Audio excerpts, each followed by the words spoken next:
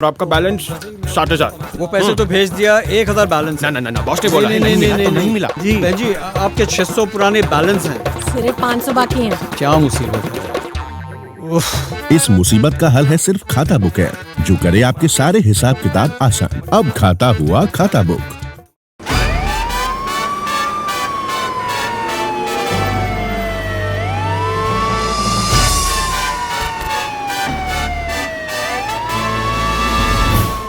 दिल्ली का दंगा, क्या कहें सौरभ भाई। मुझे लगा था एक ज़माने में कि ये दंगे जो होते हैं वो हमने पीछे छोड़ दिए। हाँ, कि इस तरह के दंगे खास करके बिल्कुल सांप्रदायिक पुराने स्टाइल, एक तरफ एक दोनों तरफ पगलाई भीड़ जो चपेट में आ रहा है उसको मार रहे हैं निर्ममता ये से। और देखिए, लोग पूछते किसने शुरुआत की। शुरुआत की बात नहीं है, पिस गया आम आदमी। कल जब मैं था, किसी ने एक बड़ी बात कही, उन्होंने कहा नेता एक तरह से आग शुरू करते हैं, जलते हैं हम। और यही हुआ है, जो नफरत की भावना लगातार है। और ये मैंने एक अंग्रेजी में एक आर्टिकल लिखा है जो कल चलेगा हिंदुस्तान टाइम्स में, right was waiting to happen. ये दंगा होना ही था, जिस तरह का माहौल बना है। मुझे लगा एक ज़माने में कि हमने, जैसे मैंने कहा, इस राजनीति, ये दंगे की राजनीति से हम हट गए हैं। हकीकत ये है सौरभ, ज़मीन पर बहुत नफरत फैल गई है, बहुत जहर है, बहुत अविश्वास है। छोटी सी, और हमने ये बात एक बार लल्लन टॉप पर कही थी कि एक ज्वालामुखी पर हम बैठे हैं, कहीं से चिंगारी पिट जाए और क्या हो जाए कौन जाने, और वही हुआ है।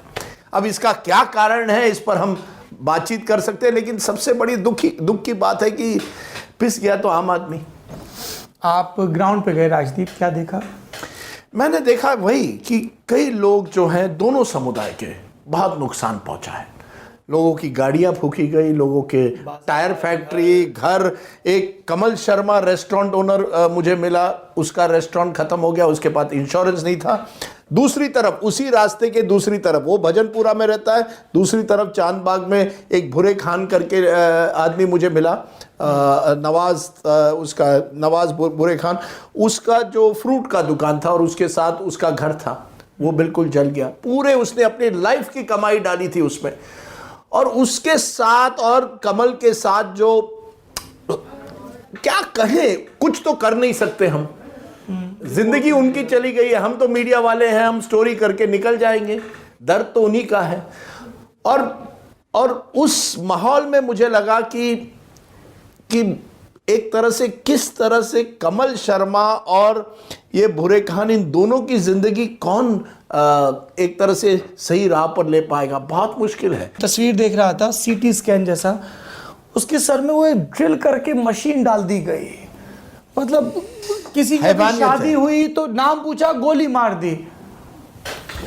देखिए, यही मैं कह रहा हूं ना, हमें। और उसका फिर दूसरा वो क्या नाम है उस लड़के का, वो शाहरुख, वो बंदूक लहराता हुआ एकदम फायर कर रहा है। मतलब मैं कह रहा हूं, लग ही नहीं रहा ये देश की राजधानी है। क्या पुलिस कर रही है? दिल्ली पुलिस का रोल क्या है? ये सबसे बड़ा सवाल है। जी बिल्कुल, क्योंकि they are the main culprit. मेरे नाना जो थे वो आईपी, इंपीरियल पुलिस जिसे कहते हैं, आईपीएस के पहले 1942 या 43 के काडर के ऑफिसर थे। वो हमेशा कहते थे, अगर आप कोई पुलिस अफसर या पुलिस यंत्रणा अगर चाहे तो कोई दंगा नहीं होगा। ट्रू। और ये इस देश का इतिहास है। चाह लिया ना, 4 दिन बाद तो कंट्रोल किया ना उसी पुलिस ने। अगर आप पुलिस को क्लियर इंस्ट्रक्शन दे और वार्न करें कि आपको करना ही है, किसी भी हालत में दंगा रोकना है, रोक सकते हैं। जो वहां के पुलिस अफसर है बिल्कुल सक्षम है करने के लिए। लेकिन मुझे लगता है या तो इनकॉम्पिटेंस होती है, यानी आप बिल्कुल फेल होते हैं, या आप कहीं ना कहीं जुड़े होते हैं कि आपको चाहिए कि ये दंगा हो। ये इन दोनों चीजों, कभी कभी दोनों चीजें होती है, लेकिन या तो फेलियर है, इनकॉम्पिटेंस है, या आपके कहीं ना कहीं मिले जुले होने की शंका है, कॉम्प्लिसिटी है। कुछ तो है कि पुलिस जो है, और ये लगातार हो रहा है। हमने देखा है जब भी दंगे होते हैं, पुलिस पर शक होता है कि पुलिस का रोल क्या है। क्या पुलिस भी उसी सांप्रदायिक दंगों की तरह, एक तरह से उसी विभाजित समाज के साथ जुड़ गई है, एक तरफा करती है, या पुलिस कमजोर पड़ जाती है क्योंकि वो तैयारी नहीं थी कि इतना भयानक दंगा हो सकता है। तो या तो सोमवार के दिन पुलिस मुझे लगता है बिल्कुल इल प्रिपेयर्ड थी, तैयार ही नहीं थी कि इतना बड़ा दंगा। और मंगलवार के दिन सवाल उठते हैं क्या पुलिस एक तरफा कर रही थी? और मुझे लगता है इस पर एक इंक्वायरी होनी चाहिए। सुप्रीम कोर्ट जज, आजकल सुप्रीम कोर्ट पर भी सवाल उठते हैं, लेकिन कहीं ना कहीं तो एक किसी इंस्टीट्यूशन को ये मामला देखना पड़ेगा। और हमने बात की है पहले भी पुलिस रिफॉर्म की। जब तक आप इस पुलिस सिस्टम को, पॉलिटिकल लीडरशिप जो भी है, उससे आप सेपरेट नहीं करोगे, उन्हें वाकई कोई स्वतंत्रता नहीं दोगे, ये होता ही रहेगा। क्योंकि पुलिस को लगता है कि जो हमारे बॉस हैं, जो कहते हैं, वही कई लोगों ने मुझे कहा कल कि पहले दिन पुलिस ने कहा हमारे पास इंस्ट्रक्शन नहीं है। मैंने कहा लेकिन पुलिस को तो मालूम है, एक तो इंस्ट्रक्शन हमेशा है कि कानून, लॉ एंड ऑर्डर तो आपका दायित्व बनता है। नहीं हमारे पास लोग मुझे कह रहे थे, हम पुलिस वालों के पास जा रहे थे, वो कह रहे इंस्ट्रक्शन नहीं। आज नरेश गुजराल ने चिट्ठी लिखी है पुलिस कमिश्नर को। नरेश गुजराल राज्यसभा के साथ अकाली दल के, अकाली दल से जुड़े हुए। उन्होंने एक चिट्ठी लिखी है जिसमें उन्होंने साफ कहा है, सौरभ, कि मैंने, कुछ लोग आए थे, मुझे कह रहे थे, वह डरे हुए थे, कुछ लोगों ने उनका वहां तूफान की खबर आ रही थी। नरेश गुजराल ने पुलिस से बात की, कहा प्लीज हेल्प करिए, लेकिन पुलिस गई नहीं वहां। यही तो सवाल है। सांसद की भी नहीं सुन रहे, सांसद की भी नहीं सुन रहे।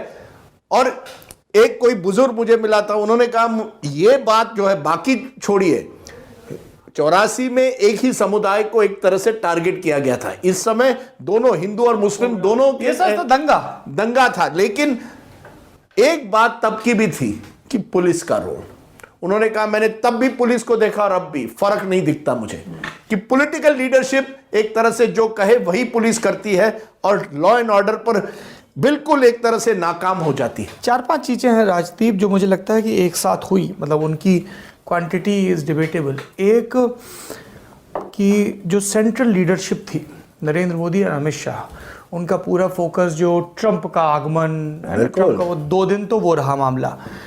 अमूल्य पटनायक, दिल्ली पुलिस के commissioner, I was talking to a very senior and respected crime reporter.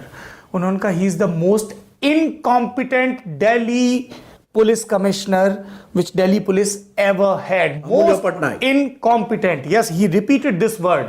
वो रिटायर हो रहे हैं कुछ दिनों में। आप जामिया वायलेंस देखिए, जेएनयू वायलेंस देखिए, उसके बाद के केसेस देखिए, और यहाँ पे absolute failure of Delhi police, as you rightly mentioned, की इंस्ट्रक्शंस का वेट कर रहे हैं, आपको लॉ एंड ऑर्डर मेंटेन करने के लिए इंस्ट्रक्शंस चाहिए। Second number thing, third number thing, they are just not prepared for this kind of situation. देश के नेशनल सिक्योरिटी एडवाइजर को सड़क पे उतरना पड़ रहा है, बिल्कुल, और वो सड़क पे उतर के कह रहा है कि मुझे पीएम साहब और एचएम साहब ने कहा तो मैं आ रहा हूं, अब सब ठीक होगा। वही पैरामिलिट्री है, वही सब कुछ है, सब ठीक हो जाता है। आप शूट एंड साइट की ऑर्डर, कोई भी दंगाई हो, आप डे 1 से क्यों नहीं देते? दंगाई गोली से मरेंगे, कितने लोग दुख मनाएंगे, कितने मरेंगे? अब यही पॉइंट जो आपका आखिर है, मैंने किसी से पूछा सरकार में, और मुझे एक इस तरह का मैसेज मिला कि सोमवार के दिन ट्रंप की विजिट थी, ट्रंप आ रहे थे, मंगल को दिल्ली आ रहे थे, सोमवार को अहमदाबाद, बहुत बड़ा तमाशा होने वाला था, या बहुत बड़ा एक तरह से उनका स्वागत होने वाला था। उस बीच अगर हम शूट एट साइट ऑर्डर दे देते तो मामला बिगड़ सकता था। तो मैंने कहा मामला तो बिगड़ ही गया वैसे। नहीं, उन्होंने कहा कि हम नहीं, रिस्क नहीं लेना चाहते। मैंने क्या, ये क्या बात है? अगर लोग एक दूसरे पर पथराव कर रहे हैं, आगजनी कर रहे हैं, गोली चला रहे हैं, पथराव कर रहे हैं, फेंक दिया नाले में उसके, मैंने कहा ऐसे समय में अगर आप मुझे कहेंगे कि आप रिस्क नहीं लेना चाहते, ये बात ही क्या हुई? यानी कहीं ना कहीं पुलिस यंत्रणा, जैसे मैं कहा, कमजोर भी पड़ गई, और एक तरह से उन्होंने रिस्क लेने की वजह, न लेने की वजह से स्थिति को और भी बिगाड़ा, और मंगलवार को स्थिति और बिगड़ गई और लोग रास्ते पर आ गए। क्योंकि हमेशा इस तरह के दंगे में आप देखेंगे अटैक और रिटेलिएशन होती है। कोई कुछ कहीं आगजनी कर लेता है तो दूसरी तरफ से उसी तरह से बदले की भावना से लोग आ जाते हैं। मैंने ये पहले भी देखा है, पहली बार नहीं देखा है। अब मुझे डर की बात है, तब तो सोशल मीडिया वगैरह कुछ नहीं था। 92 में मैंने जब दंगे कवर किए मुंबई में, अब सोशल मीडिया है, वहां अफवाहें फैलती है, व्हाट्सएप के जरिए अफवाहें फैलती है, तो पूरा जो माहौल है और भी एक तरह से जल्द बिगड़ जाता है। हर चीज रियल टाइम में हो रही है, और वो इमेजेस चल जाते हैं, कोई गोली चला रहा है, इमेजेस चल रहे हैं, खबरें आ रही हैं व्हाट्सएप पे, एकदम एम्बुलेंस को रास्ता नहीं मिल रहा है, नाम पूछ के कि अच्छा ये जा सकते हैं, ये नहीं जा सकते हैं, यहां जाइए, वहां से भी जाइए। और आपने सही कहा, देश के आईबी चीफ को देश के आईबी चीफ को दिल्ली पुलिस के हेडक्वार्टर में बैठ के मॉनिटरिंग करनी पड़ रही है। नहीं, जो आपने कहा कि एनएसए खुद अजीत डोभाल को खुद जमीन पर उतरना पड़ता है, और यही मेरे नाना एक जमाने में कहते थे, अगर मैं वो पुलिस कमिश्नर और डीजीपी रहे, उन्होंने कहा ऐसा होता था कि जो टॉप ऑफिसर्स थे वो तुरंत जमीन पर जाते थे। जिस दिन मैं था वहां, जो स्पेशल कमिश्नर बने लॉ एंड ऑर्डर, जो शायद अगले सीपी बनेंगे, एसएन श्रीवास्तव, वो खुद चल रहे थे। जैसे बड़े अफसर आते हैं, फिर बाकी सब पुलिस अफसर आते हैं, पूरी यंत्रणा में पकड़ आती है, और जिस तरह से उन्होंने 1-2 घंटों में पूरे उस एरिया में, मौजपुर में, एक तरह से उस एरिया को संभाल लिया।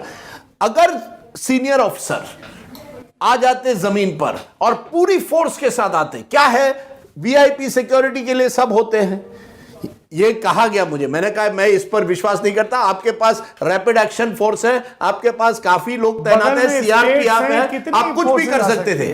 फिर मुझे कहा गया हमको नहीं लगा कि इतना बड़ा हो सकता है, यानी इंटेलिजेंस फेलियर था। You lost control over some areas of national capital of this region. देखिए Saurabh, and you are saying हमको नहीं लगा, क्योंकि क्या हुआ बताइए, अगर आप देखें ये रविवार के दिन कुछ हद तक पथराव होता है एंटी सीए और प्रो सीए प्रोटेस्टर्स में 2-3 जगहों में, और उसके बाद हल्की एक शांति होती है, अनईजी काम जिसे कहते हैं, तनाव है लेकिन शांति है।